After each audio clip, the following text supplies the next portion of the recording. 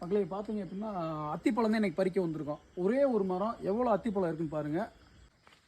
இன்னும் 2 நாள் விட்டோம்னு வச்சுக்கோங்க, பூரா கீழே தான் விழும்.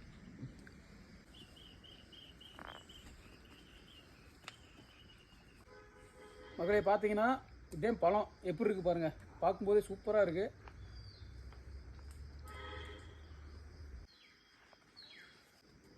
சாப்பிட்டு பாருங்க ஒன்று, அது சாப்பிடலாம். ஃபஸ்ட்டு குவாலிட்டியான அத்திப்பழம் யாருக்கு வேணுனாலும் நம்மளை காண்டாக்ட் பண்ணுங்கள். எந்த ஊராக இருந்தாலும் நம்ம அனுப்பிடலாம். இதை சாப்பிட்டு பார்த்துட்டு எப்படி இருக்குன்னு நான் உங்களுக்கு சொல்கிறேன்.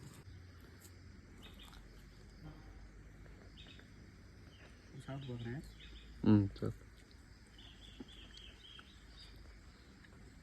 எங்களுக்கு சரியான இனிப்பாக இருக்குது மக்களே. உண்மையாகவே நல்ல இனிப்பு. உடம்புக்கும் அவ்வளோ நல்லது.